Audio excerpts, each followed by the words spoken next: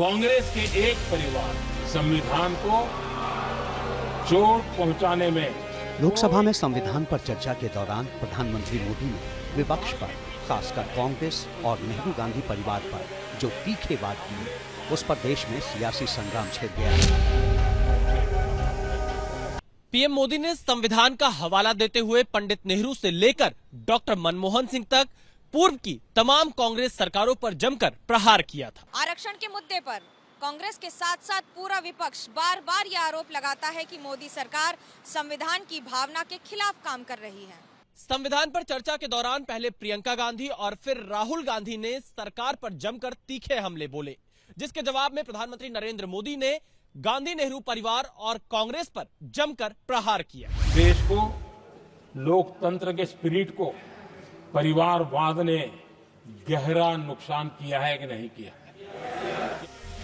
करीब 110 मिनट की स्पीच में प्रधानमंत्री ने आजादी के बाद से लेकर मौजूदा सियासी हालात तक तकरीबन हर पहलू पर अपनी राय रखी। संविधान की मर्यादा का जिक्र करते हुए विपक्षी सरकारों के फैसलों और एनडीए सरकार की ओर से उठाए गए कदमों का सिलसिलेवार जिक्र किया था। भाषण के अंत में उन्होंने अपनी सरकार के 11 संकल्पों का भी ऐलान किया। 11 संकल्प सदन के सामने रखना चाहता हूं। अब पीएम मोदी के उन्हीं संकल्पों पर सियासत गरमाई हुई है। कांग्रेस समेत पूरा विपक्ष प्रधानमंत्री हमलावर है, उनके भाषण को जुमला बताने में जुटा है। खासकर पीएम मोदी के 11 संकल्पों को लेकर विपक्षी नेताओं के तेवर काफी तीखे हैं। मैंने सोचा था प्रधानमंत्री जी कुछ नया बोलेंगे, कुछ अच्छा बोलेंगे। उनके खोखले 11 संकल्प, जुमलों का संकल्प सुनने को मिला। 15 लाख जुमला था, किसान की आय दोगुनी होगी वो जुमला था। जो 11 अपनी उपलब्धियां कल गिनाई, उसमें से एक भी पूरी हो तो बता। कम से कम उस दौर के लोग भैंस, मंगलसूत्र, मुजरा, बेटी उठा ले जाएगा वाली जुबान नहीं बोल रहे थे। वो कौन सी संवैधानिक जुबान है? दूसरों पर उंगली उठाने से पहले अपने गिरेबान में झांकना चाहिए। क्या है मोदी सरकार के संकल्पों की जमीनी सच्चाई और उनके जरिए विकास के दावों की हकीकत क्या है, ये भी समझाएंगे। पर पहले एक सिलसिलेवार नजर उन 11 संकल्पों पर डाल लेते हैं। पहला संकल्प, कर्तव्यों का ईमानदारी से पालन करना। पहला संकल्प है, चाहे नागरिक हो या सरकार हो, सभी अपने कर्तव्यों का पालन करें। दूसरा संकल्प, सबका साथ, सबका विकास। दूसरा संकल्प है, हर क्षेत्र, हर समाज को विकास का लाभ मिले, सबका साथ, सबका विकास हो। तीसरा संकल्प, भ्रष्टाचार के प्रति जीरो टॉलरेंस।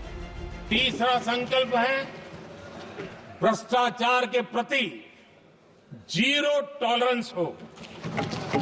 भ्रष्टाचारी की सामाजिक स्वीकार्यता न हो।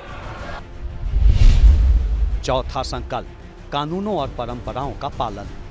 चौथा संकल्प है, देश के कानून, देश के नियम, देश की परंपराओं के पालन में देश के नागरिकों को गर्व होना चाहिए, गर्व का भाव हो। पांचवा संकल्प, सांस्कृतिक विरासत पर गर्व। पांचवा संकल्प, गुलामी की मानसिकता से मुक्ति हो, देश की विरासत पर गर्व हो। छठा संकल्प, परिवारवाद से मुक्त राजनीति। छठा संकल्प, देश की राजनीति को परिवारवाद से मुक्ति मिले। सातवां संकल्प, संविधान का निस्वार्थ सम्मान। सातवां संकल्प, संविधान का सम्मान हो, राजनीतिक स्वार्थ के लिए संविधान को हथियार न बनाया जाए। आठवां संकल्प, संविधान के अनुरूप आरक्षण। आठवां संकल्प, संविधान की भावना के प्रति समर्पण रखते हुए जिनको आरक्षण मिल रहा है वो न छीना जाए और धर्म के आधार पर आरक्षण की हर कोशिश पर रोक लगे।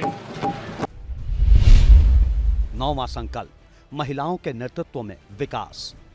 9वां संकल्प, विमेन लेड डेवलपमेंट में भारत दुनिया के लिए मिसाल बने।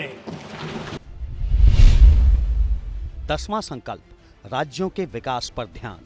10वां संकल्प, राज्य के विकास से राष्ट्र का विकास, ये हमारा विकास का मंत्र हो। और 11वां संकल्प, एक भारत श्रेष्ठ भारत। 11वां संकल्प, एक भारत श्रेष्ठ भारत का ध्येय सर्वोपरि हो।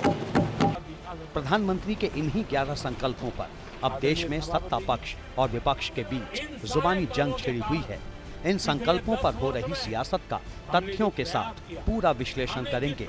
बने रहिए हमारे साथ।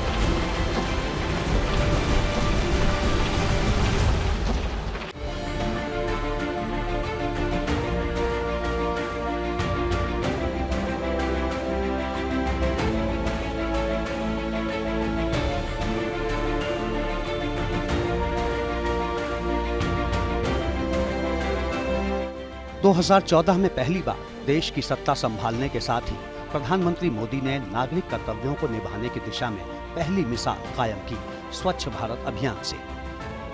2 अक्टूबर को गांधी जयंती के दिन पीएम मोदी ने अपने हाथ में झाड़ू उठाया और पूरा देश स्वच्छता अभियान से जुड़ गया। इस योजना के तहत करीब 10 करोड़ घरों में टॉयलेट बनाए गए। 55 करोड़ लोगों को फायदा हुआ। सालाना 60 से 70 हजार नवजात बच्चों का जीवन सुरक्षित हुआ। इसी तरह सबका साथ सबका विकास का नारा देते हुए मोदी सरकार ने आम जनता के लिए कई बड़ी योजनाएं शुरू की। इनमें कोविड टीकाकरण के तहत 100 करोड़ से ज्यादा लोगों को डोज दी गई। प्रधानमंत्री गरीब कल्याण अन्न योजना के तहत 81 करोड़ 35 लाख लाभार्थी बने। जन धन योजना के तहत 53 करोड़ 37 लाख खाते खोले गए। मुद्रा योजना के तहत 44 करोड़ 46 लाख लोगों को कर्ज दिया गया। हर घर जल योजना के तहत 15 करोड़ 15 लाख परिवारों को पीने का पानी मुहैया करवाया गया।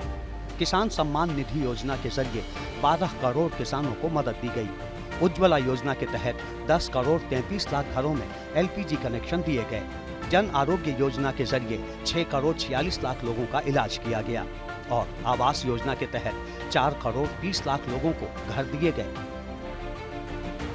देश के कानूनों और परंपराओं के पालन की बात करें तो मोदी सरकार ने जनहित में करीब 150 साल पुराने 3 कानूनों में परिवर्तन किया। सीआरपीसी के बदले भारतीय नागरिक सुरक्षा संहिता लागू हुआ। आईपीसी की जगह ली भारतीय न्याय संहिता ने। इंडियन एविडेंस एक्ट की जगह भारतीय साक्ष्य अधिनियम आया और 3 तलाक की प्रथा को अपराध घोषित कर दिया गया। इसी तरह महिला नेतृत्व में विकास की बात करें तो नारी शक्ति को केंद्र में रखते हुए कई बड़ी योजनाएं चलाई गई। इसके तहत नए संसद भवन में नारी शक्ति वंदन अधिनियम बिल पेश किया गया। इससे महिलाओं के लिए लोकसभा और विधानसभाओं में 33% आरक्षण मिला। इसी तरह सांस्कृतिक विरासत के संकल्प की बात करें तो काशी विश्वनाथ कॉरिडोर, उज्जैन में महाकाल लोक परियोजना, गुवाहाटी में मां कामाख्या कॉरिडोर, 4 धाम सड़क परियोजना और करतारपुर कॉरिडोर का उद्घाटन इसकी बड़ी मिसाल है।